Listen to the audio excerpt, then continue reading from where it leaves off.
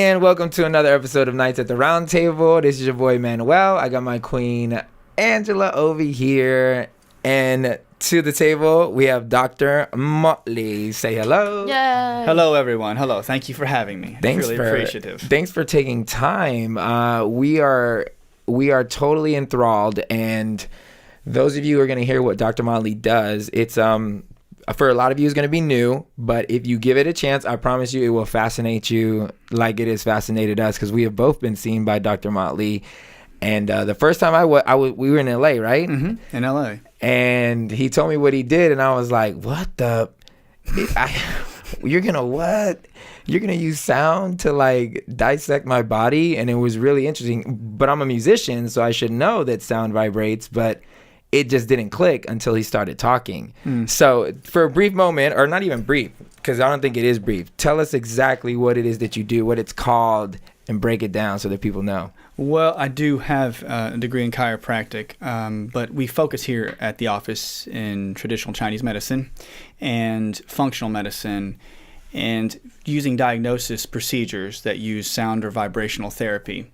In a nutshell, in the body with acupuncture or Chinese medicine, the pathways in your body that communicate between cells is run through electricity and light. So you have electricity running through your bones, through your muscles, through your ligaments, through every part of your body, and they communicate from cell to cell.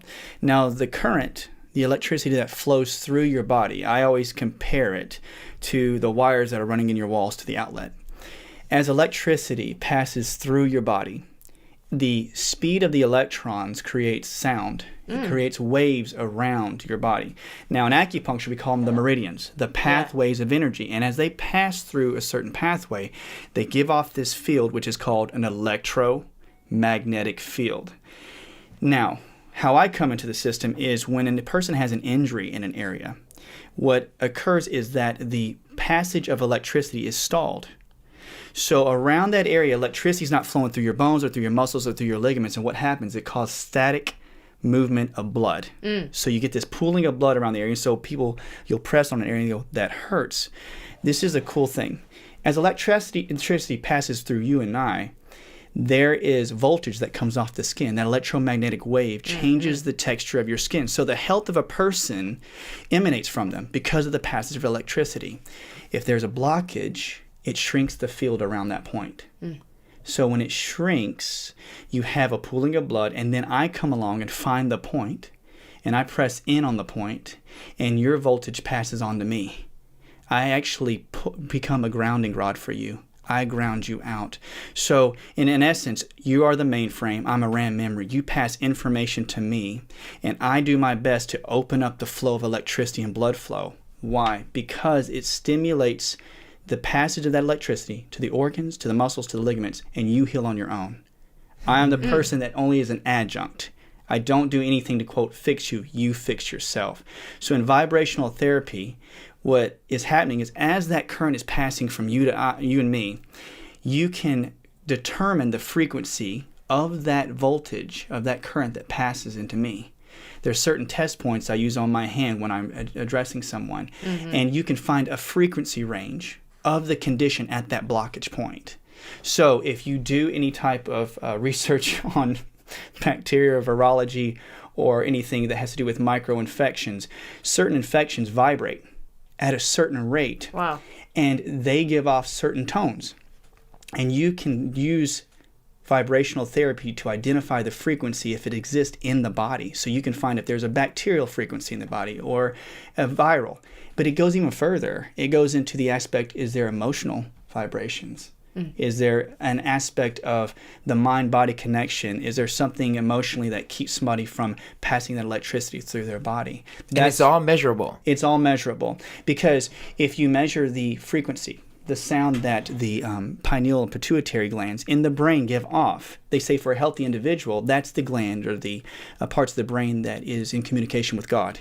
The healthier the pineal gland is, this is how it happens. When a thought comes to our mind, if we're connected to divine, Right. if we have somebody say something to us, that frequency, the sound of their voice or that thought comes in our head and literally goes into the pineal gland. The pineal gland receives the information and sees how much stress is involved within that frequency. You then turn the thought into chemistry. That becomes neurotransmitters. And your brain then sends the neurotransmitters to stimulate the hormonal system. So thoughts become biochemistry, become physical action. And that's what occurs when you get into any stress, like virus, getting sick. You're around somebody that doesn't give you the right vibe. That's how frequency vibrational therapy occurs a lot in this office, because when you walk into a situation, you go, that person does not give me a good vibe. Why? Because the voltage that comes off their body, the electromagnetic field, may be very small, which shows how sick they are. So emotionally or physically. It does not matter what type of stress. So if their cells are toxic, they'll vibrate at a slower rate. Or if they're manic, they'll vibrate at a higher rate.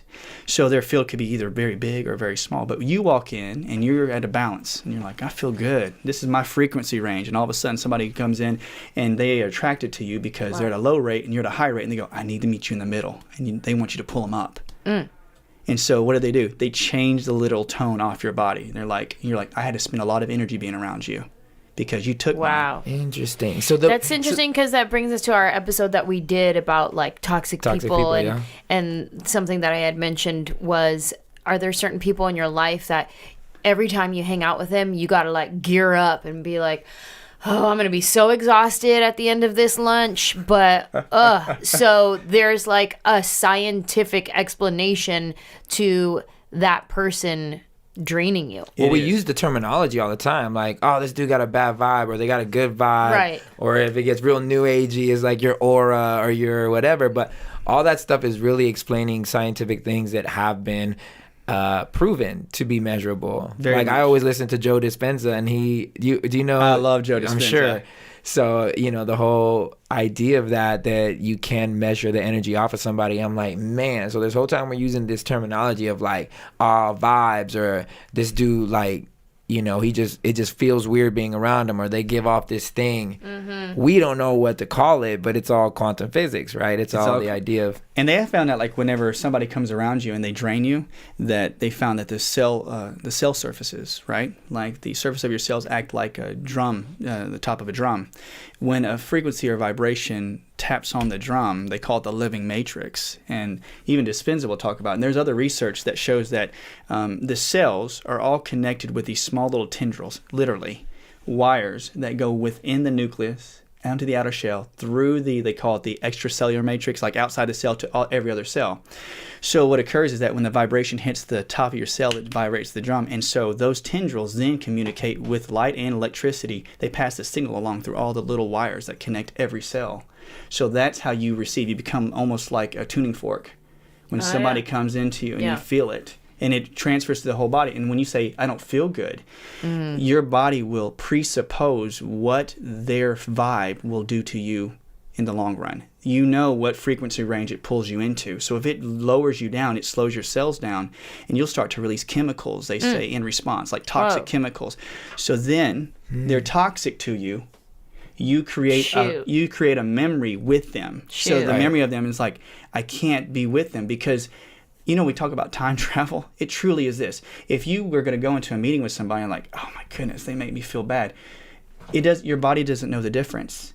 You already presuppose what it's going to feel like to be around that person. So you're there now. Wow.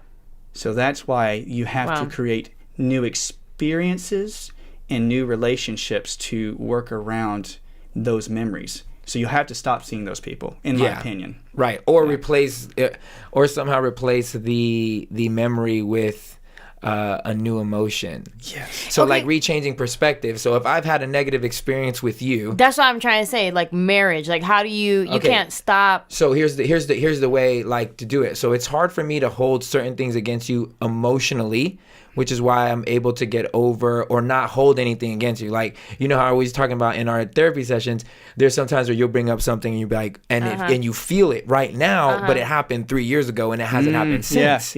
So I don't do that because I basically address the emotion as it's happening. And when it's done, I choose in my mind to view it as, this is just better communication. You know how you get mad at me when I say arguments to me are just communications. I don't feel like they're arguments, because arguments come with a negative. But listen, because this will set you free. Like arguments come. This will set you free. But for real, look. Arguments come with a negative connotation.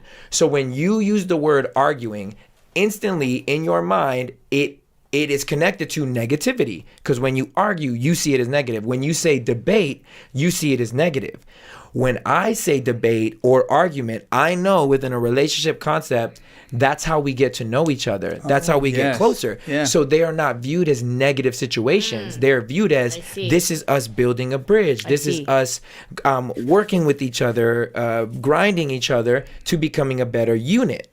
So when we have those things, I don't leave them thinking, damn, another argument. I leave them thinking, damn, she doesn't see that this is going to bring us closer. That makes me sad. Not the argument, the fact that she doesn't see that this argument, if we push through, if we allow ourselves to have those difficult conversations, they can become positive. Yeah. Okay, what is a practical tool, exercise, something that I could apply using like this example that we're talking about, like arguing in a relationship, in a marriage, and how you're talking about the memory that's connected, the whatever, blah, blah, blah, blah. What is a practical tool for someone like me, anybody who's listening, who can identify with the person in the relationship who does hold the grudge, or who is in counseling talking about, he always does this and he hasn't done it for 3 years. What's something we can do? The most practical way, without having to get too many pieces so it becomes complicated, it's cliche to say, but when we tag the emotion with the memory, like you say, with this is not an argument, this is something that builds us. It is training your vision, how to envision. They say that in psychology that you can have a pattern become a belief if you think of something 800 to 1,000 times. So if you've been programmed in the past to think a certain way in your relationship, you go, this is a program that's rerunning in my neurology. So they tell us, they advise, even researchers say that there's a thing called the reticular activating system. Hope I'm not getting too nerdy. It's an RES, but when you are going to a therapist or counseling, they're going to tell you that you want to create a vision, because over the years, you create a nervous system network in your brain to perceive an argument as detrimental. So then anytime an argument or even a conversation, you can look for the detriment or the negative aspect of any conversation. So when you train vision, they say that as you see and perceive like what your day or your conversations with him will be like, practice that every day first. Because if you can repeat that 800 to 1,000 times within the span of a few weeks or a few months, you actually regrow new nerves. Not regrow, but grow new nerves and create a new reticular activating system on its own. So visualize a productive conversation. Talkament. Well, that and how you describe it. So whenever I tell you, when you describe something, and I always say, babe, but tell the truth. Tell the truth. Like, tell it what it is. Because she'll say stuff from an emotional place, and I'll be like, or she'll play around and always say, you don't love me, or you don't whatever. And I'm like, those are jokes, but when you say things enough times, you start conditioning yourself to believe that certain actions come with those words. So when you're setting yourself up, before we even have the conversation, you're already seeing, oh, he's getting in his way, he's gonna do it, whatever. That's you programming yourself. Not even that this conversation is needed, necessary, or could help us. You're thinking, oh, it's going to be another one. So instantly, your whole body turns into the negative space. But it is another one, though. Usually. But it's kind of like self-fulfilling prophecy. The reason it keeps coming up, a lot of things keep coming up, is because you never push through. I'm manifesting your argumentative. No. No, but it's like if you do create. You guys have your daily rituals. Listen, you didn't know you were about to do a marriage counseling, Dr. Motley. You have a new branch of your business now. I love this. Like, let's go back between. I do think that when you talk about self-fulfilling prophecies, we all do it. That when you train yourself to envision, to visualize that you just say like a mantra, repeat to yourself a thought where a conversation eventually leads to a positive outcome, or that you could create a mantra. They say it, and it's true, because the more you say something out loud, the more chemical change you create. Wow. That chemical change will make you choose a certain path physically in your body to create a good situation. Right. So you're right. The more mantras, the more visualization. And when they talked about the reticular activating system, they say as you grow it out and you see as not an argument, you can repeat that to yourself. This is positive for us. Iron sharpens iron. Right. You actually tune yourself you turn the volume up for that specific frequency. So now you're going to look into anything you do in life. It's not just about an argument with him or a talk with him. It's like any situation now. It's like iron sharpens iron. Everything is for my good. That's how you train visualization. Good. That's a good practical. That is. It's the simplest thing that people, because I can tell you like which acupuncture points to press and stuff, but literally every day you can do morning, midday, night, and just spend 5 minutes and just what's my relationship with him going to be like? What's my next show I think it's just so important. It's so important to talk about these emotions because, and correct me if I'm wrong, wouldn't you say that most stress is coming from either financial, but then secondly would be like relational, and that stress like affects your body, like it weighs on you in different ways that you do end up being a little unhealthy because of the stress or because of that emotional like that you put on yourself that maybe isn't necessary if those situations were viewed as positive, like growing experiences. Yes. Like the whole concept in neurology about perception. Your brain will take any stress. Let's say Angela goes out, sprains her ankle, or she had a childhood trauma, or she had an allergy. The brain perceives all that as just stress. It doesn't matter what type it is. Then remember we talked about the pineal pituitary. The more stress she receives, and she's there's a thermostat in her brain goes, I can't handle this much. I can't handle this much stress. This is where the kicker comes in. You have all this stress coming into your body, and then we have an emotional trauma come into her life. So she's I'm handling all this stress, and then I have this big emotional upset. So your body starts to choose, how do I adapt? Like I either take this memory or this trauma and I can stuff it because I don't have the capacity in my brain to handle the stress that's coming in every day. So as you stuff, it's like putting stuff into a closet, and you're pushing those away. Any of those stressors now. So let's say at the beginning you guys had something that happened in your childhood. I'm like, okay, well, it's filled into my body. I stuffed it away. I'm getting daily allergies. I get daily physical traumas. As it builds, you had that original concept or theme of that emotional trauma that's back in the closet, and it's been draining your energy all day. Now, you could have an allergy come up. You could have a physical trauma, but you perceive it as really bad when the original concept was that trauma. Does that make sense? It's like you deaden your body to the whole idea of that original trauma, like from a childhood. It's in the closet. It's like I adapted. It doesn't hurt me. Now, that's when people come and they see and go, man, I'm allergic to everything I eat. Like I can't eat this. I can't breathe this kind of air. I can't handle this type of activity. And the reason being is because they had an old app that's been running in the background of their phone. Wow. That makes it. They had an old memory of trauma that ran in the background, and the whole time your battery is updating the old app. So the old app is sitting there updating the whole time. You forget about it, and then you start to download new apps like allergies or physical trauma, and you go, crap, I don't have enough energy to handle the new apps. So they get amplified in your body. So it makes you physically sick, chemically sick, and emotionally sick overall. So you have to delete the old apps. You have to find out where the closets are at, open them up. And then when you free it up, it actually restores battery power to your body so you can handle all the apps that are running presently. That's interesting because with Joel and Mariah, we were talking about, what was it, decision fatigue? Oh, yeah. Like how some people will fatigue quicker, but it's usually because of stressors. Yeah. Stressors that are... The simplest thing of what filter should I pick to post this, making that little tiny decision is like, I can't. Just somebody pick this filter for me. Going on a date night, where do you want to go? I can't even decide. You just tell me where we're going and I'll get there.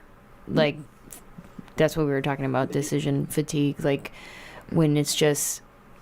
that little thing, but it probably has nothing to do really with making that decision. It's just your whole body is, like you said, too many apps running in the background. You're just too tired. So if you had too many apps running in the background and you're so tired, all you had to do was delete the old ones. You have more capacity to handle any day stress. So when you had to choose a restaurant to go to, you're like, I have the bandwidth and the capacity now because I have more energy.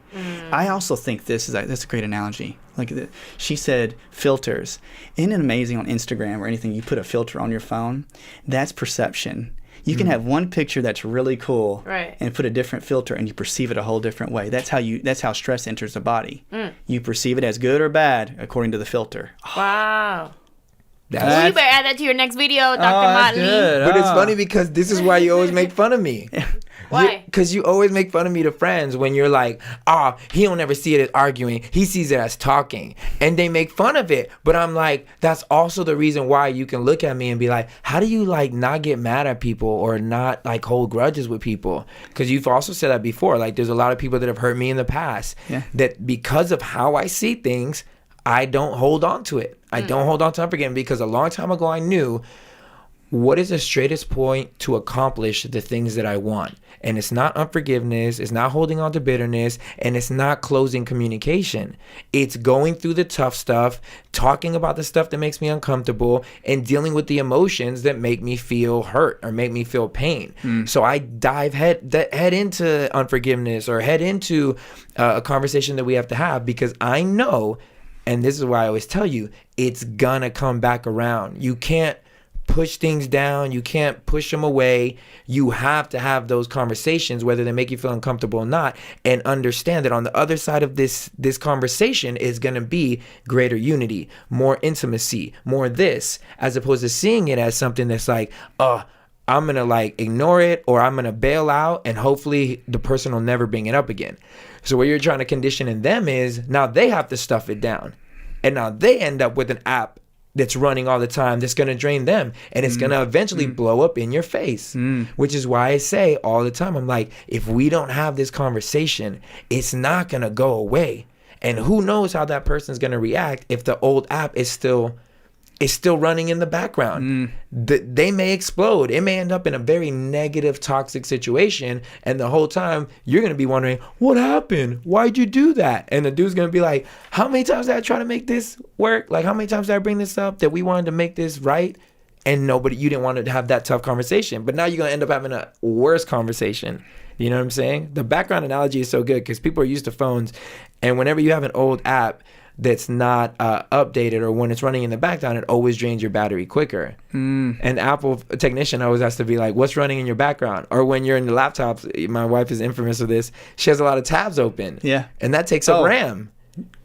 So it slows down your computer. I'm the worst. I have so many. I have like, the swipe off. I've literally learned this, no exaggeration, 3 months ago about swiping off. One of my friends said, he goes, no, the reason that your battery's drained is because of all of them that are running in the background. I did not know that. Yeah. I didn't know that.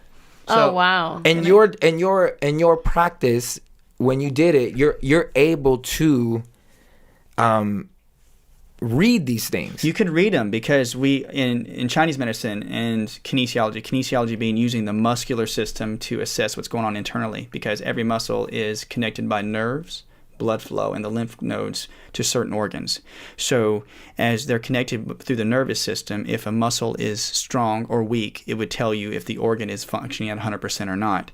Emotions, according to Chinese medicine, and now they're starting to show more in psychology, that the health of an organ can determine if a person suffers from a certain type of emotion. So what I would assess and come into, they call them the beginning and ending points of acupuncture. You can actually show a person certain points on the body and rub on them, and they'll be very tender, and it can tell you if there is a blockage of energy to that organ. So let's say if an organ is imbalanced, like say your lungs, or let's make that the example. We know that the lungs have a lot to do with us being able to express our emotions by crying or singing. And so what they say is a healthy lung is joyful and singing, and you can express yourself. Wow. But if it's sick, you are stuffing crying, grief, sadness, and crying and yearning. So if the point is tender, you can do a series of points to help open up the lung qi, the energy, and get electricity and blood flow to the organ and let the organ do what it's supposed to do to create balance, to allow your grieving and crying to come out. So let's say somebody got abused and their symptoms are, man, I just start crying for no reason at all.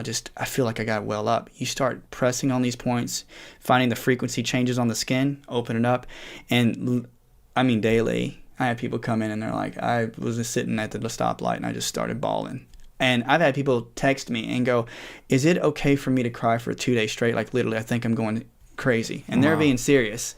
And yeah, it's okay. Just cry it out. You just stuffed it. It's that closet. That's that old app. So this is after you've worked on them. Yes. They're telling you, I'm crying for 2 days straight. Yes. Most of the time when the information is deep set within your nervous system or within the tissue, I do go back to frequency. You press it down. You had the volume up on the nerve. When it first happened to you, you say, I'm going to turn it down, but it's still humming in the nerve. And then you start to open up electricity flow back in that nerve. It starts to amplify the sound and starts coming to the surface.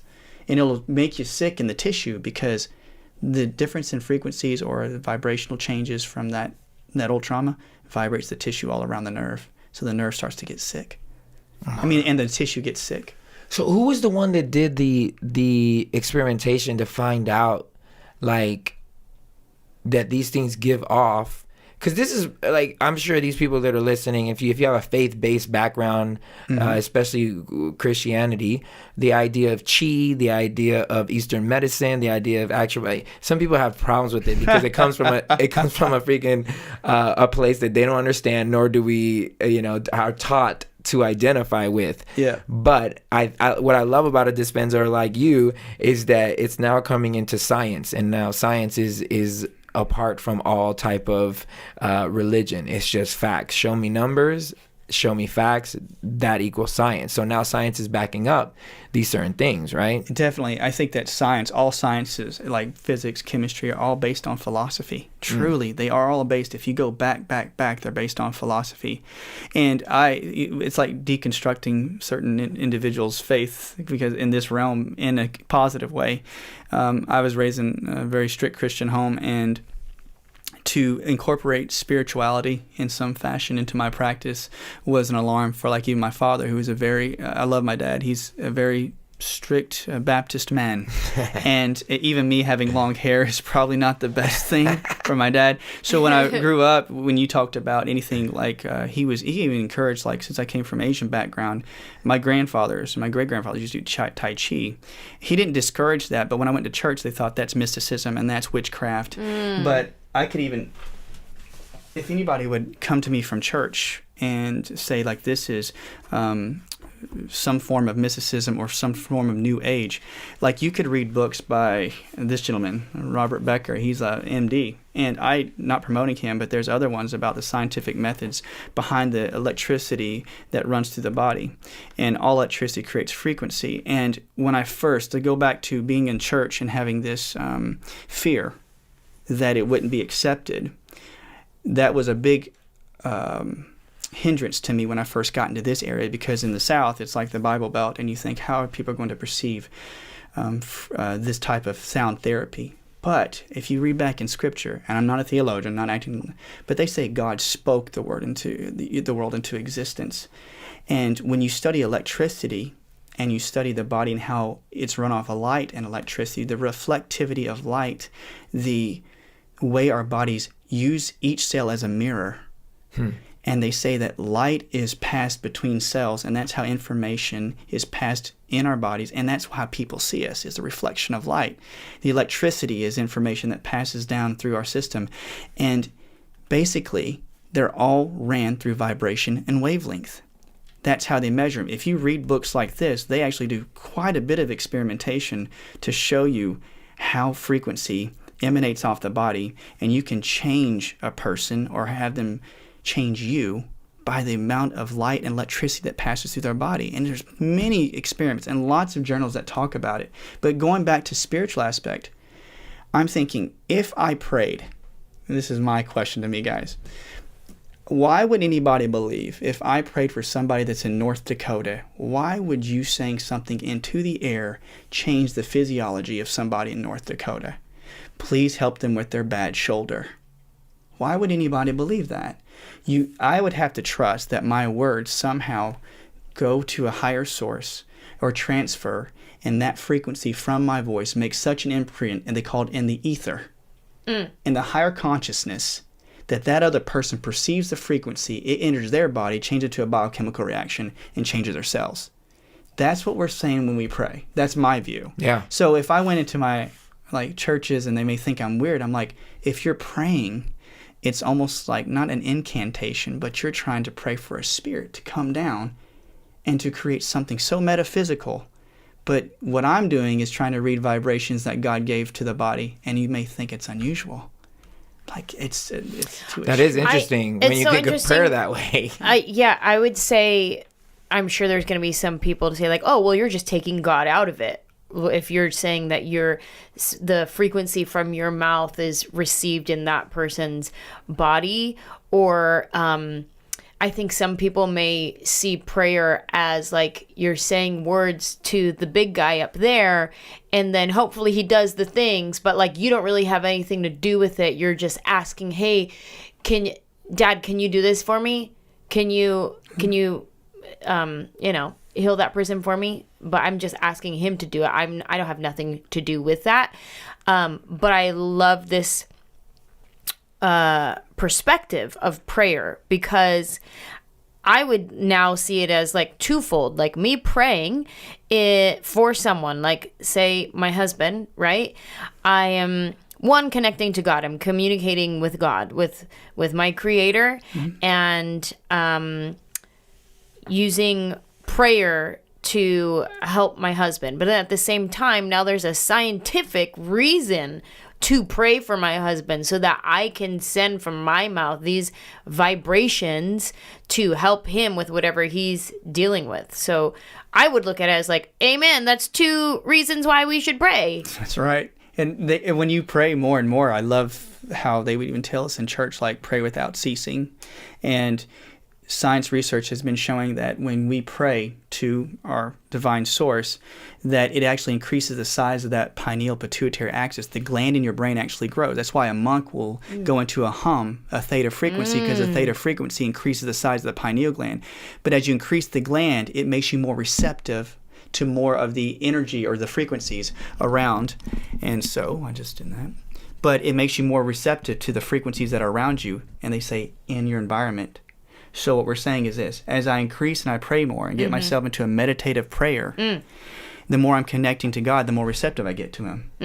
And then you get more receptive to what Manny has. Like, he can think a thought, and you've tuned, and you're increasing your pineal gland, you're getting the vibration mechanism. It's like that, when a boxer boxes on a bunch, you're getting your pineal gland to be able to receive information like a bell. So if you guys talk to each other all day, you can think of him and say his name, and he creates a specific frequency into you. And all of a sudden, you create an instant connection. He can think about you, and your pineal gland feels it, and it creates a chemical change. So how you think of him and how you pray, you can not bypass God. I don't believe you bypass God. I'm saying this, but you have the ability to think God within. God has given you the ability to say something to Manny or think something about him and send healing vibrations to him. Well, see, and here's the crazy thing. We think bypass God only because we're using terminology that is unknown to us. Oh, yeah. So we think, but this idea, it's like humans are just catching up to God. This is not new to God. The idea of energy, when you're talking about God spoke things into existence, sound is just vibration. Yes. When you look at your vocal cords that produce the sound, I only know this because I had my nodes taken out when I had surgery. My vocal cords are doing this all the time, like moving in this thing, and the vibration of them in this pattern is what causes sound. Oh yeah. When they're not doing this and they're just doing this, that's when I ended up getting hoarse. So I would see them vibrating in a slow motion and doing this, but like super fast. You can't see it with your eye, but when they slow it down, and I was like, man, this is how God created our bodies to give off these vibrations, these sounds. Man is just catching up to it. Right. Church is just catching up to normal man that's catching up to it. Right. Because we'd rather think faith is not mysticism because we have an idea of who we're praying to. So that makes it not mystic. Oh, but when you break it down, You're just praying to something unseen, hoping that the unseen is real enough to hear this prayer. Anyone who doesn't know Jesus or about God would think you are crazy. That's exactly right, because you are saying something into the air and like into the air. Who are you talking to? Who the hell are you talking to? But yet we count that as a foundation of our faith. Yep. So a foundation of our faith is speaking into the air to no one, hoping that someone hears it, that somewhere up there, even though he's really inside, again, orating from you, creating a vibe. So what he's saying, the energy that we give off, that's why they say misery loves company, because the vibration of misery connects with your misery. And I know that the waves with each other, they go like this, right? They end up like an infinity sign is what they do when you vibe together. And so you're vibing because you're both on the same frequency. You're both miserable. So happy people can't hang out with miserable people, which is why it's like, I can't hang out with that person too long, because it's literally taking energy from me. You just think of it as like emotional, but those emotions have ones and zeros behind them. Like it's all like measurable. It's measurable. And to think that when I went to, let's say, church, or I was talking to people like, what kind of things do you do? And then finally finding something that's measurable, and then deconstructing it to say something like I'm praying to something and nobody can see what I'm praying to. It opened up doors, like within my own faith, to realize the intricacies and the magic behind who we are. And that may sound very corny, but it really is. It's like there's certain vibrations and tones that are spoken into us that created us, and then there is a strength within us that allows, that God, I believe, has allowed us to perform, not just say on our own, but He given us the ability to do it. So when we talk about in churches, we talk about prophetic individuals, or individuals who can speak a word of life, who can heal people. And then there's another, like there's certain denominations that say that's just hogwash. Miracles don't happen today. And then you go, heavens, like which part do you believe and which part do you go with? And I'm thankful through this journey that seeing people that have had good results, not because of what I did, it's just opening up energetic pathways and seeing how it affected them physically. It's like, it just proves to me, it's like we're all so unique and we all have the power to help each other heal, and we can create so much community.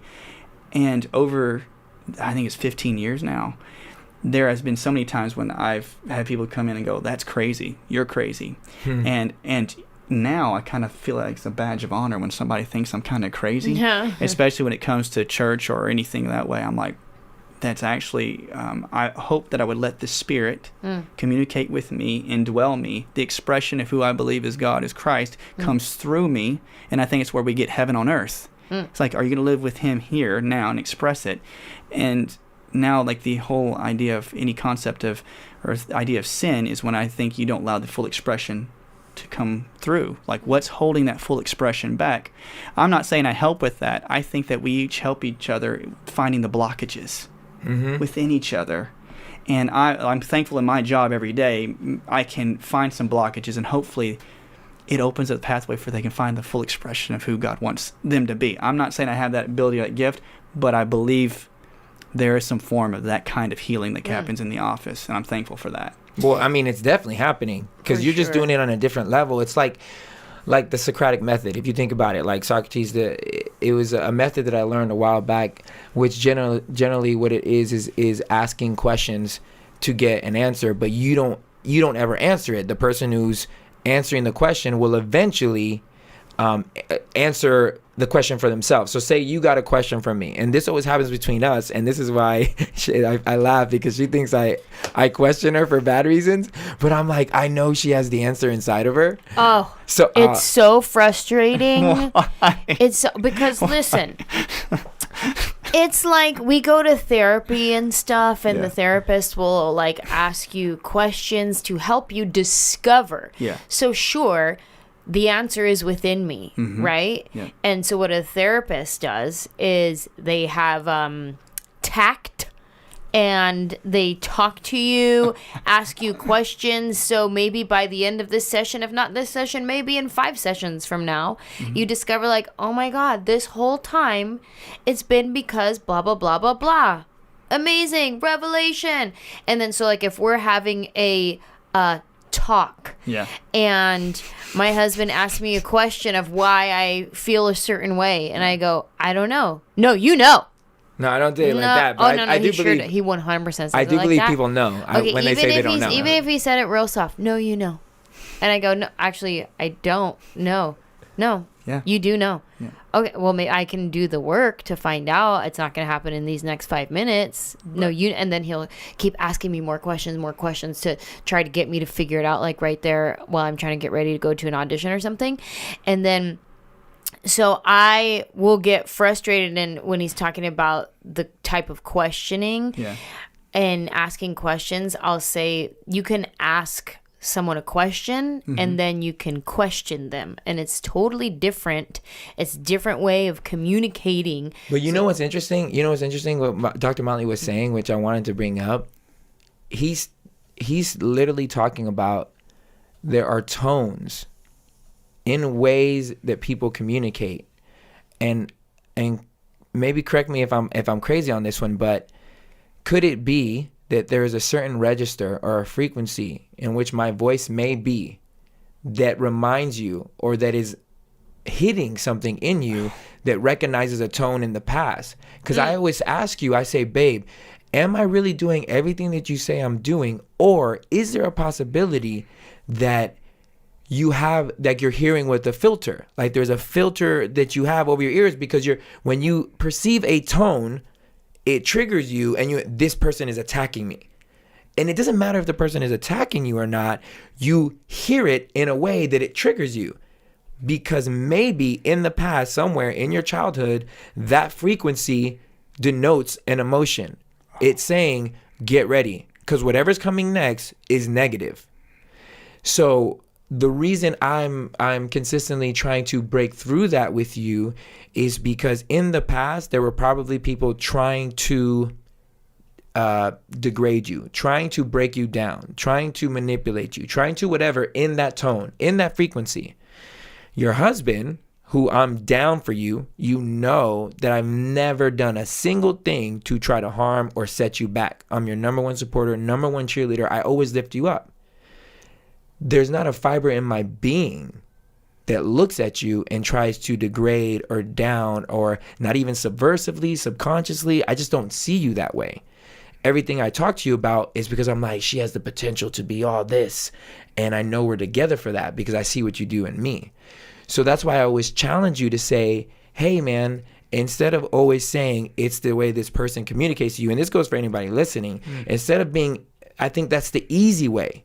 The easy way is to say, someone is communicating to me in a frequency that is affecting me in a negative way. And so that person is, they must mean it this way, as opposed to saying, maybe I'm hearing it a certain way because I'm used to that frequency being a negative thing, or someone coming at me in that way to try and hurt me.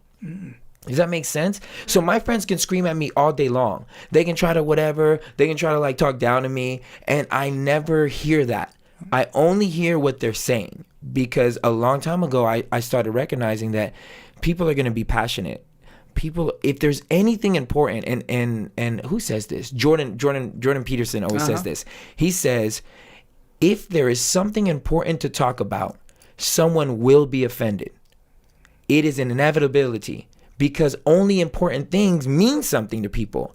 And if you say something that means anything, someone is going to be offended, because there are too many people out there that may think differently than you do, and they're going to take it in a way based on how they've been raised, things that they've gone through.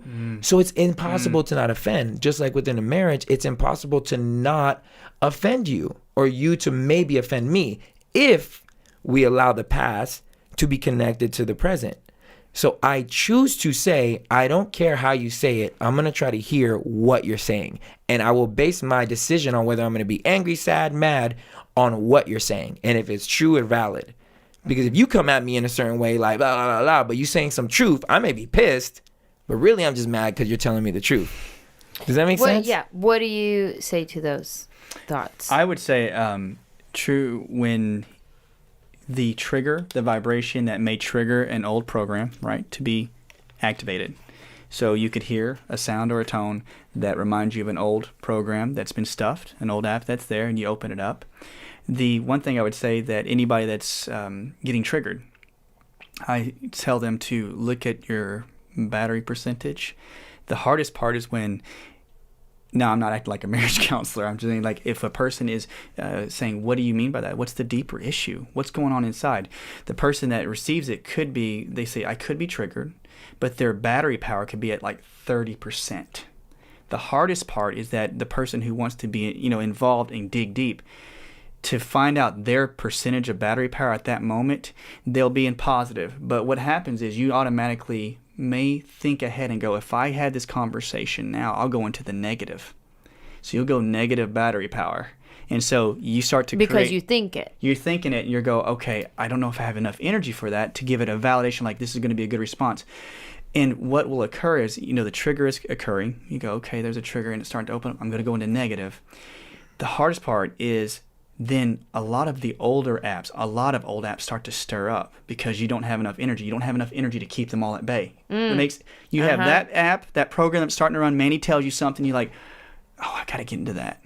But you go, but I don't have enough energy. And if I can't keep all these other apps running that are in the background, they'll start to open up if I get in underneath. And so you know that in your body. And that's why you're tired, right? You'll say, people say that, I'm just too tired to talk about it. I can't, because your body is in preservation mode. You're in yin yang. You go, I just spent all this energy this part of the day.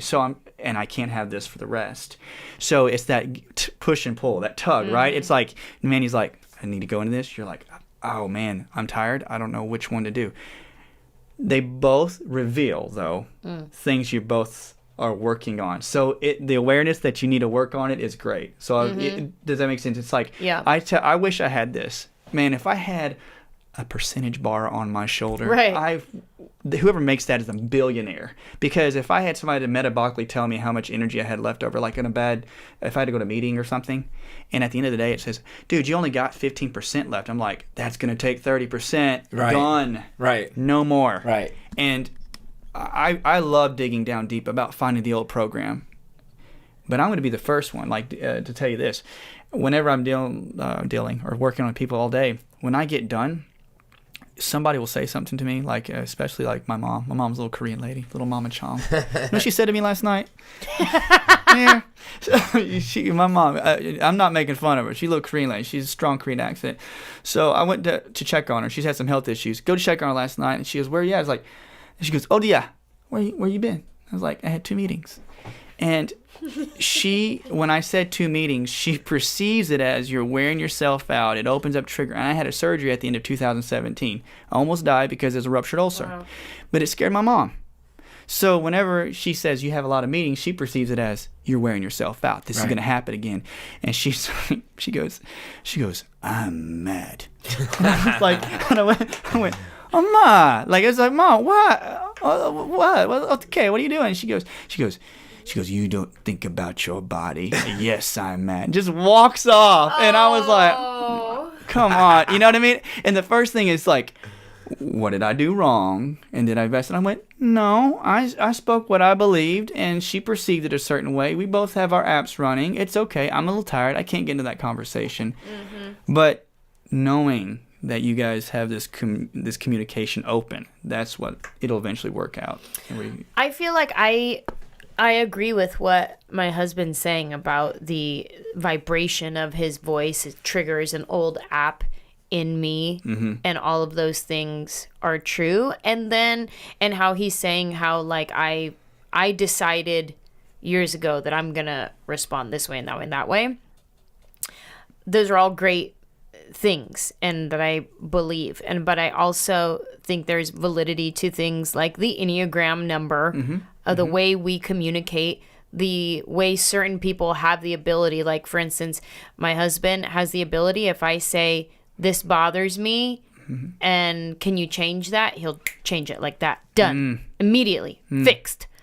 And other people don't have that gift to just change it immediately like that, where it's not just an easy decision to, I just decided now I'm this way. I just decided now I don't do this. I just decided now I don't hear my husband through a filter or when that vibration comes out, I just decide I don't get triggered.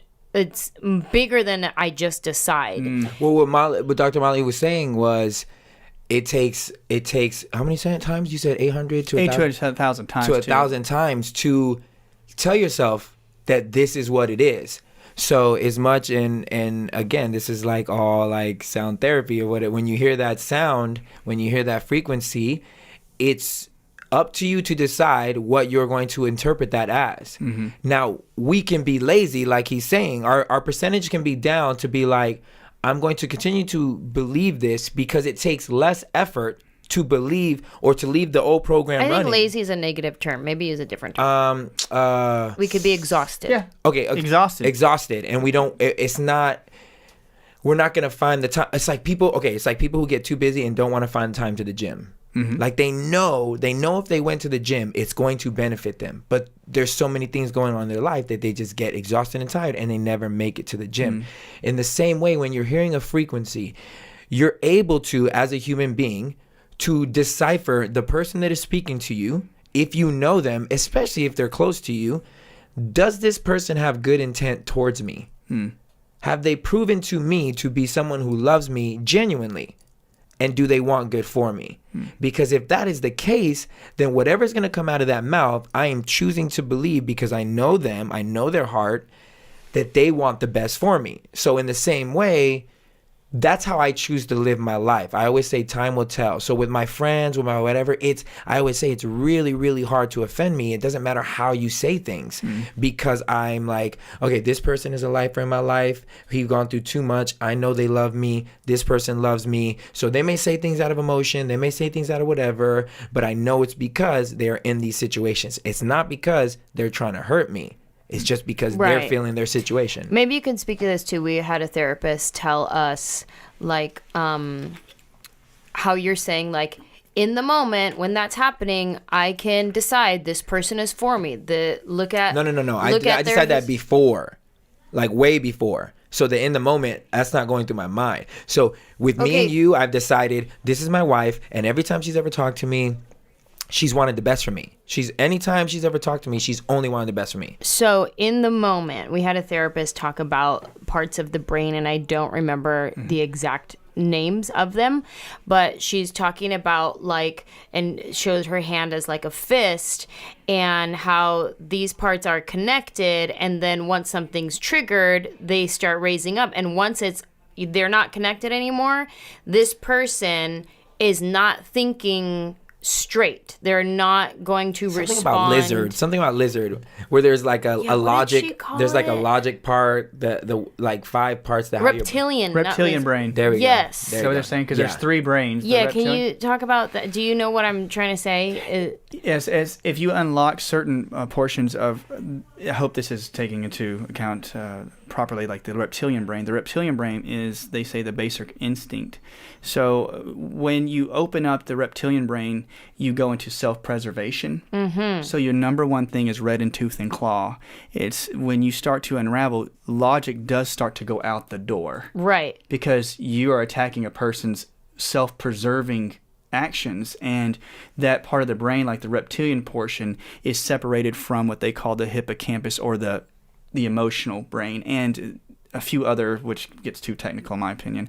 But when you start to work out of pure instinct, they say that you're not connecting to, your subconscious is inhibited, or not wanting to connect with superconscious or higher conscious. So anytime that you're in a relationship and you start to open up the reptilian brain, you are going into pre-programs that not only are something like Manny said, you had a belief or a thought that became a belief because of repetitional thoughts, but it also takes into account the genetic memory. So I'm not trying to get too far into that, but it also opens up that idea, like from a mother or from a father, something incorporated their DNA into developing the reptilian brain, and even their traumas become your traumas. And I think in spiritual terms, generational curses. Yeah. The sins of the father go to the sins of the children. And I think that when you're in a relationship, and as much as you guys show affection for each other, there's that grip where we still want to preserve. And that's what they would say, Freud would say, and say it was the ego. Like it starts to unravel the ego. And we have a conditioned self. So anytime when you say, if he says, let's get into this, let's dig into this, and I would say it gets us exhausted and fatigued. I really do think the reptilian brain shows like sort of that strong personality. Like Manny, I can tell he's a driver, like he achiever. Like I'm telling you, like he's like my mom. I'm not kidding. My mom like you. If my mom says today, I'm not going to eat sugar. You know, my mom will not. She's like, no, I'm not doing it. Not hard. Right. You know me? I'm like that. They call the 9 personality. I'm just like, are you okay? I'm a 9. Are you all right about that? Because I'll say anything to make everybody uncomfortable because I'm only going to go to sleep if everybody in the whole room is comfortable. Uh-huh. And then you start to think about, like, how did Manny think about that? I hope Manny liked this. I mean, that's how it's. Manny's like, no, A plus B is equal to C. Right. That's not me. I don't know, that's you. Right. And then so I'm perceiving everything like how I think about a program that's initiated by somebody that comes to me. I don't know how you are. But if somebody would come to me, if Manny come to me, goes like, we're digging in deep and we're going to find out about this. My mind goes into, okay, do I have enough energy or does this going to affect so many other people around? That's how I start to think. I'm like, oh man, am I going to hurt Manny's feeling by saying this or does it affect this? And that's the reptilian instinct coming out because genetically you have this personality. That's why we get into Zodiac. And the Enneagram. And I know it goes even further than that, like how you develop in the womb. Right. I hope that answered the question. But no, it's great. So for everybody who's listening, like we're using Manny and myself and our relationship as examples, but I'm sure there's people listening who identify either with me or with Manny. And it's so great to see that it's all of this that we're saying. It's me being able to repeat 800 to 1,000 times to reprogram my neurotransmitters and my memories and doing the self-work on whatever needs to be done for if he does have a vibration that triggers me, what is the work that needs to be done within that? So all of those things are definitely work that we need to do on ourselves. And then it's also true for somebody in Manny's position to see that sometimes we can't just decide to be in that moment. He's on my team, so this threatening tone is not threatening. It's this part of my brain already disconnected, so this is bad news. From this moment on, this conversation will not be productive because I'm already disconnected. And so it's both. It's understanding from his side, and it's me needing to do the work on my side so that we can meet in the middle. And I think that's going to be all of our lives because like we were sitting with Mariah's parents and they've been married 32 years and they're discovering new things. Just yesterday I learned this about my wife, and 32 years married and they're still you know, like figuring it out and going through their seasons. And just, you know, he was like, I noticed I was getting frustrated and impatient with her about XYZ. And then so it's just, for me, this is a hopeful conversation because it's like there is no perfect fix. You never get to, great, we arrived. Now we communicate perfectly and no arguments for the rest of our lives or no strong talks for the rest of our lives. It's all iron's going to sharpen iron for the rest of our lives. And I think it's the more that we have a grasp of this knowledge and understanding that we can have more grace for ourselves, for each other. So maybe the argument, we still have it, but it's not as passionate or it's not as long. Maybe they're shorter now. No, you don't agree with anything I'm saying? No, I agree with some of what you're saying. I agree with some of it. Because you just laughed and shook your head. So what? Well, I guess because the 8 in me is like when you say maybe we will have these arguments. And what I think is, no, you don't have to have those arguments. You'll have arguments. Because like Mariah's parents, new things come up. But you don't have to have the same arguments. I think the problem within relationships, and something that I always call out, is that it's easy to say you're going to do the work, but doing the work is a lot harder. It is. And what dictates... It's hard, and you need new knowledge and things like that. Like even just hearing some of the things that you're talking about today, like saying that you can reprogram your neurotransmitters and your memories, and the saying things 800 to 1,000 times. Like that's a new piece of wisdom. And we don't have to do it in one day. We're saying like Right. you just like over your times, like over the Right. months, years, and you can start to say like that. You start to reprogram. Yeah. And I'm not But I trying to think- say we're going to have the same argument Well, over here's and what over. here's what I was trying to say. I think I'm a type of person that I don't like to give myself an out on right things to do. Mm-hmm. Does that make sense? Yeah. So when I say, hey, we should work on this, that means immediately, because I think the desire to work on something stems from a desire to see that situation fixed. So if it's dire, you're going to work on it now. Or if you really want it to be better, it's something that you start working on that day, like changing the way you see things, changing the way you hear things, and making an effort to do it immediately. Because we do, as humans, I think we put things off too easily. Like we'll get information all day long, but we won't really allow that information to affect us until the drastic happens, until the worst happens. Yes. So we'll get information like, this is unhealthy for you, eating like this is unhealthy, smoking is unhealthy. We know the information, but it never is important right now, because ego usually gets in the way, and self usually takes a front seat to anything else. It's just usually how we are as human beings. Self-preservation is usually at the top of the list. So it's hard to not be in a pit situation where you have to choose self-preservation and still decide, I'm going to work on this. I'm going to do it because I know I need to, and I know it's going to make me a healthier person, and it's going to help a relationship. You know, so in all that, Motley, I'm wondering, when you get patients in here, do you find that they're more often than not the problem is emotional, or do you think more often than not it's bacterial or actual sickness? Like, is there a clear like thing where you're like, man, most of these people are sick because of... We could say, I try never to go into funnel it down to like just one thing would cause everything, because there is that belief where we talk, hear it often about how emotions create all problems. I'm asking you guys' opinion because I'm a 9, but I would say that I do believe that the emotional imprints or the traumas that are passed through our genetics have an emotional and a spiritual tie that infuses with us when we're babies. In Chinese medicine, they call it the Shen. The Shen is the mind. They say that right when we're conceived, the mind is placed within us, and it has a lot to do with the mother and father.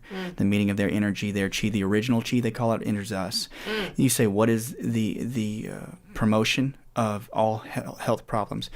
In the office, if I go back in a certain step to try to find out what's going on with you, both of you, when we talked and we've been worked on you before, and with all my patients, I try to find every emotional program that's running. The body may do this. This is how I perceive it. The body will layer out. You may not have an emotion show up that says this is the cause of your problems. You may come in and I say you have strep in your throat. But if you really went back to the throat, as an example, you would find out, like they call it throat chakra, or the fifth center, something kept the voice back. Something literally kept you from expressing who you are. And you can usually trace it back to how the parents and the father, their energy, their chi enter to you. There is an emotional tie to it.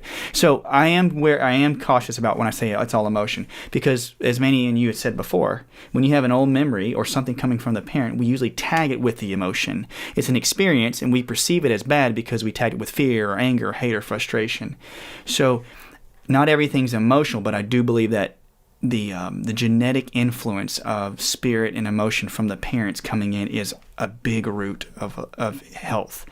And I'm going on a limb on that, because I can almost take every problem that a person comes into and trace it back to a stress emotion of some sort. And the thing, if you came in and they said, I do that every day, that's exactly what I do. When a person releases that memory or that programming, their body then has the capacity to handle all their other stresses.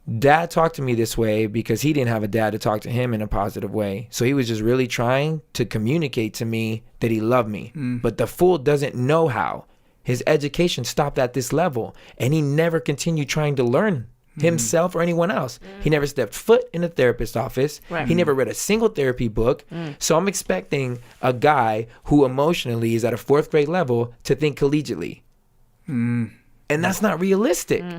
So then I can now look at him like I always did with my parents. I remember the day that I looked at my parents and I was like, you're just a boy and a girl. That's all you are. You're not my parents. You're a boy and a girl.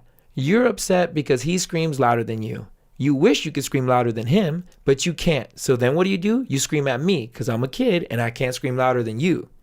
So you take everything out on me. So I never held anything against my parents.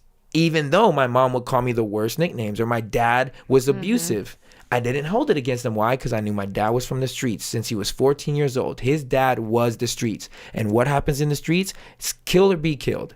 Fight. Take respect. So the day that me and my dad respected each other was the day that I knocked him out. Wow. I got in a fight with him and I knocked his ass out. And then our relationship got better. And I was like, what the? And then the Lord let me see. You just earned his respect because how he was raised in the street, that is how someone got his respect. So welcome to respect. And me and him had a best relationship ever since then. So I didn't see my quote unquote abuse as negative. I saw it as, oh snap, my dad choked me and threw me across the room. So I got up and I knocked his ass out. And now we're boys. Because I spoke his language. I don't get hung up on the fact that he choked me and threw me across the room. I'm like, he was just expressing himself how he knew. Plus, he used to drink a lot. So I take that as, oh, this is him doing the best he can. And me knocking him out unknowingly just earned his love. Wow. So I don't have any trauma with my parents. I don't have a single negative feeling. I just remember a good time growing up because of what emotions I attached to those past memories. So everybody has the ability to do it, but it takes letting go, wanting to be right or wanting to be egocentric in it. Like, no, they need to recognize that they did something wrong. They need to apologize to me. And if they don't, they win. I love it. Do you believe, like, with that type of, I mean, it's not that truth in your life, does that show us the avenue of trust? As in, we talk about in the scriptures, it says all things work out for your good if you let God flow through you. And I'm saying it would be a practice of trust to take a negative, or quote how we view it as a negative memory that created a memory that created a negative emotion, and we look at it and go, that was for my bad. But if we're at the place we're at now and we could see the positive aspect where it filtered out to say that it was for my good, that is a practice of trust. So you increase trust. I'm saying that you can reprogram to see the old trauma as something good, because that increases your trust. It is to pull off that negative emotion. So that's where I think like we'd have to keep looking at the fight. Well, because if you think about the fight, okay, you think about the way you were raised, and there, you know, you can say, "Oh, my dad was this way," and we, you know, all the children have a problem with pops. But I think everybody has a unique way now of coping. You happen to be able to turn your unique way into a freaking insanely successful career. So, thanks, Dad, because you forced me to think quickly, even though you intended, you thought you were doing the best you can. It byproduct hurt me, but I also learned this new skill, which I think quicker off my feet. Her whole family is super quick. They're all funny, super quick, like mad quick. And I think this is their coping mechanism to get through their childhood. So if they can grab that and be like, you know what, that dude tried. He didn't do it as bad. He didn't know any better. But what he gave me from that experience was, now I'm funny as hell, and now my life is exponentially better than his because of what I went through. And I think like Drake had a line in one of his songs where he's talking to his mom, and he tells his mom like, "Hey, like, who are we not to forgive him? Like, look how we're living." That's right. He taught me how to do this. He taught me how to do this. And yeah, I had to visit him in prison, but that's also how I learned to stay out of trouble. Yeah. And then his homeboy took care of me, and he taught me how to shoot guns, and he taught me how to the streets, which also kept me off of the streets. So him being away from us pushed us together, and at the same time gave me all this knowledge that has propelled me into the biggest artist of the world. So he's kind of telling his mom, like, look where we're at. Yeah. Yeah. I just got me a Grammy. Like, we don't have to worry about money ever again. Like, I think it's time to let it go. Yeah. Can you speak to, and you kind of already have, but just as we're using this example, like, it's so interesting to bring up one of my sessions with you. So I've learned a lot about my relationship with my dad, and I remember when my husband told me the whole, like, our parents are just kids who grew up, they're in adult bodies, but they're just kids trying to figure it out. Like, nobody knows how to do any of it, right? And I remember that bringing so much freedom and being able to see my dad in a different way and have more grace for him, and I am light years from where I was years ago when it comes to how I see my dad, communicate with him, and all of that stuff. And so I've learned a lot in my brain. I can articulate these things now. Well, my dad just did the best he could with it, and I can see it, and I go, oh, that's why he said this and whatever. When I first decided to pursue my dreams, I said, Dad, I'm going to be an actress. I'm moving to Hollywood. And he said, why are you going to do that? You don't know anything. Nobody's going to hire you. Oh. It's because he was scared. Yeah. Yeah. He didn't get to chase his dream. He was afraid for me. So I can look back at those words that were so hurtful for me, but I can articulate and see, oh, he said that because of this, da-da-da-da, whatever, right? So I've worked through all of this in therapy and even with the help of my husband. And what's so interesting is my very first session with you. You're starting to do all your stuff, all your touching, my arm, my whatever, and let me go to your organs now, and I forget which one it is. I have it recorded, but let's just say it was the liver or something, like, and you're like, okay, you got a blockage in your liver, and then you start doing all your things. Hand moding. Your hand moding, and you're like, okay, it's connected to an emotion. Let's see, shame, guilt, fear, anger. Okay, anger from, let's see, brother, mother, father. It's anger with your father. So even after my years and years of therapy, talking about my relationship with my dad and all the, like, anger issues that I have from my dad, it's still stuck in my body. Even though my brain gets it, my body doesn't. The brain-body connection, well, and know this, though, that as you've worked on it, it does process it out, talking it out. So you have made leaps and bounds. It's that old adage where there can come a time when your body and your brain are disconnected and things can get stuck in the body because of the communication between the body part and the brain. So before, like, you can get upset with yourself or say, well, did I not process it out by talking it out? That's being a little too harsh on yourself. When there's a disconnect, what will happen is we have to take into account all the other traumas and all the other stresses that have added on in life. As you recognize it in your brain, you see it's there, it's in an organ, the organ's not functioning and metabolizing like it should. And then you're trying to process it through your brain. You got this new way of thinking. But then you got to take into account if you had stress with Manny or if you had stress with life. And your body, what I call it the blowing your phone up. What happens is that your neurology gets so much info, it can only process so much if your bandwidth is at a certain level. If you are processing now, as I'm saying, later in our lives, we've got a lot of stress that goes on. So as we process more and more, you just taking note of how your dad's relationship was, started the program, De-Stress. It'll reveal unto you other programs you have to take out as well. But it is that lifelong journey in the sense that you recognize that it did happen and your body still chemically reacts to the idea of your dad putting you down, right? You trained your body over all those years to release a certain amount of cortisol and adrenaline when your dad was around. Right. You didn't mean to. Your body got responsive to it. It's almost like a body reaction without the brain even thinking about it. Your dad walks in, your adrenals go, ooh, that's it. I got to go. It does take time for those memories to come out of even the adrenal glands. So even when you heal the brain, The attachment of the brain to what they call the sympathetic nervous system is that's the part of your nervous system that it gets very excited. So over years, you got overexcited, and it stimulated your adrenals to keep pumping out adrenaline to where that became your normal.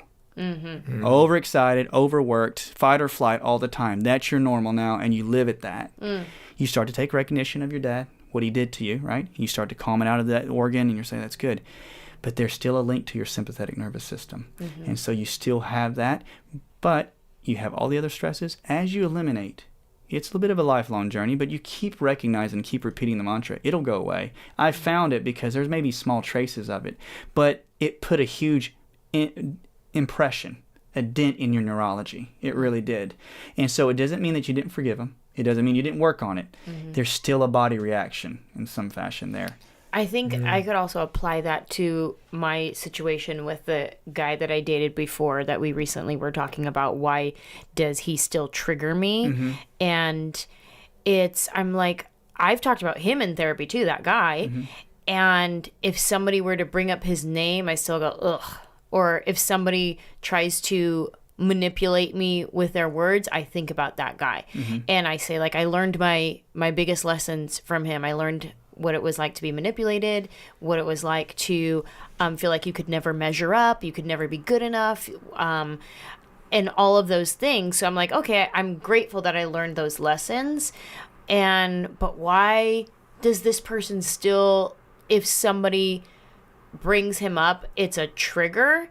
And so, like, we had a situation recently, and he was like, it concerns me that you could still get that worked up about that situation. Like, maybe I need to go back into therapy and work on more stuff. And I'm like, but I did work on it. I don't think about this person at all. It's just if somebody brings him up in this one situation got brought up, I don't want to go into detail about it, but it triggered me, and it triggered a lot of different things. It included another friend of mine, and so then that triggered different things, and so it was one of those where it's like, okay, I did the work. I know I did the work on this situation, but why do I still get triggered? And I brought it up because it was more perception of the situation. Like, again, like what I was, and we had like a week-long fight over this because I was on the opposite side of her.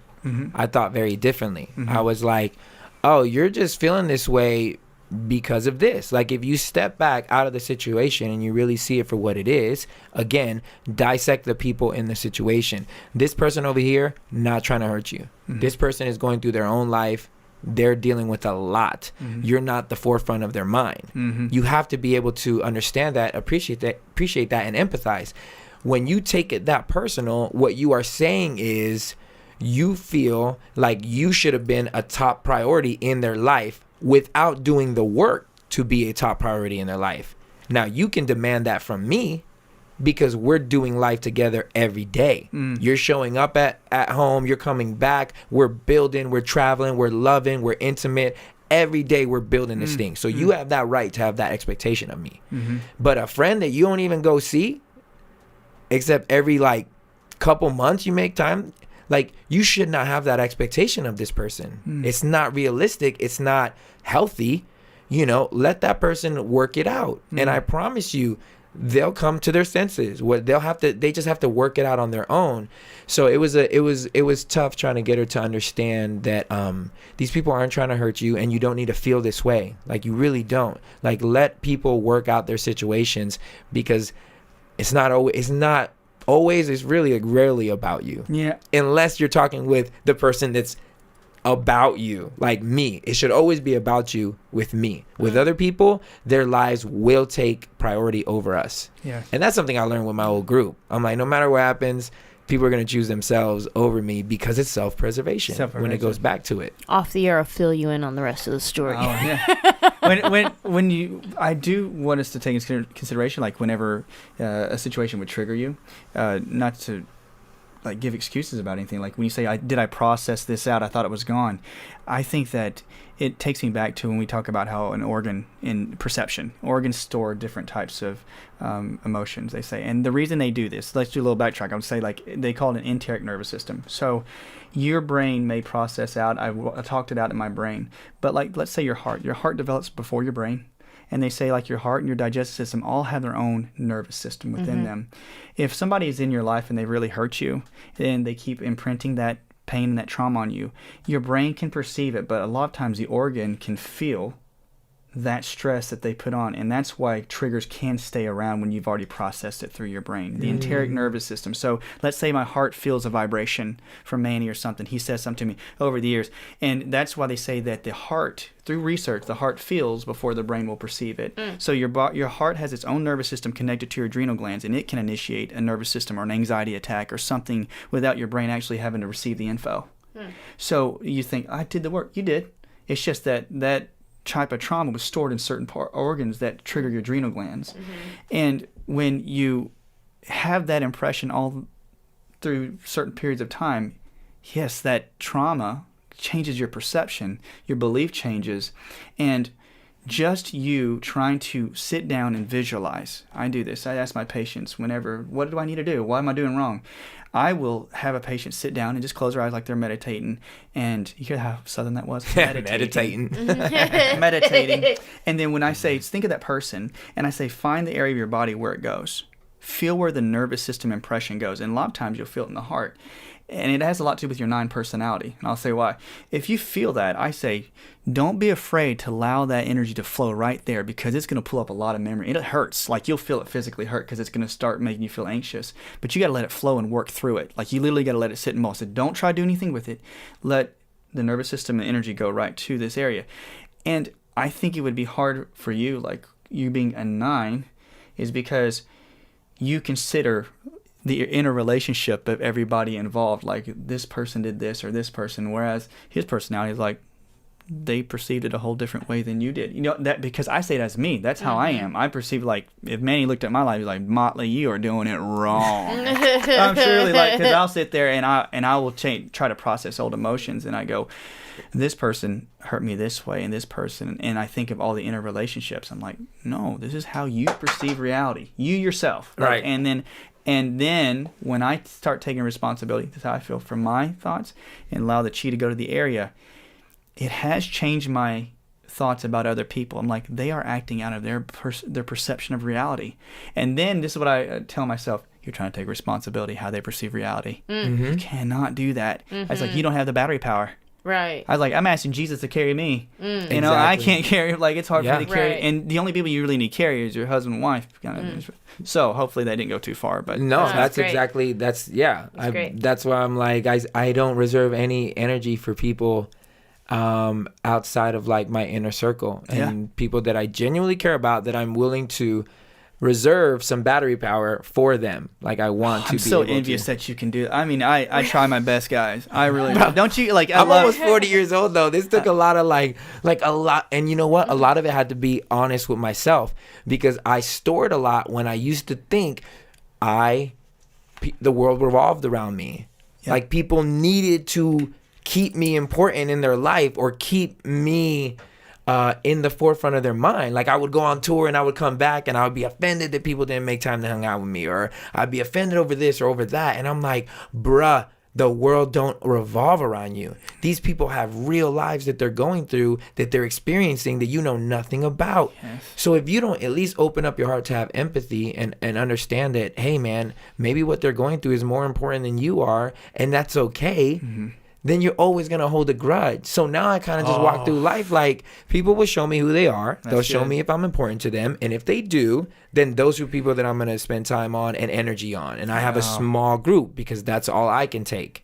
So it's easy for me to let go. It's easy for me to process in this manner because of, like you said, I've thought it enough times. Like I've continually just told myself, this is how I'm going to think. This is how I'm going to think. This is how I'm going to think. Because I thought the other way, and it didn't get me anywhere except for bitter, angry, hurt, and a lot of like bubbly volcanic stuff underneath. You know what I'm saying? So exactly. It just takes 800 to 1,000 times, babe. I will be there to count every time. I bet you will. like a step counter, like when you do exercise. Uh-huh. I love this. It's the journey, guys. It's like a complete journey with this process. And I will say that whenever you ever read the book The 4 Agreements? Mm-mm. Well, basically, I love it. It says that you always tell the truth and do your best. You don't try to do anything that would harm somebody intentionally.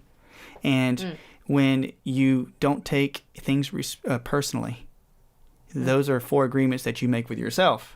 So when I go into being a natural like peacemaker, I will try to get everybody together to do something. And when somebody doesn't say something back to me, I'm like, goodness gracious, did I not put out enough? I was like, you're taking it personally. Yeah. I said, did they lie to you? Did they do something that was harm to you? I said, if they didn't produce those, they're not responsible for the way I feel. Right. I have no right to expect you to feel the way I want you to. And then, but if they break one of those rules, I'm like, there may be some restitution that needs to be had. But it's helped me a lot. Yeah, those 4 good. things. And I gotta put that book in the list. it's same. good. It's a short read, but I read It's called it. The 4 Agreements. And it's literally it's this. It's a great book because it says, what is the agreement you made to yourself? You keep yourself in a way from getting hurt. I'm like, nope, I didn't lie to that person. I didn't do this, and they expect me to act a certain way towards them. No, I didn't break the 4 agreements. And so if I've somehow lied to myself, they'll probably tell me. But I love that book, so it's a good one. Dude, thank you so much for taking time. Man, Yes. you guys are rock been stars. I'm so so rad. grateful. I am so excited that we got a scientific therapy marriage counseling session. Well, here's why I didn't mind going into that realm. Because I know our fan base and what they deal with. One of the questions that they ask the most is like relationship questions. Yeah. And then everything you're talking about, I know just based on a little bit of research that I do, that a lot of sickness, a lot of things that are happening in our bodies come from emotional trauma. And most of the emotional trauma comes from relationships.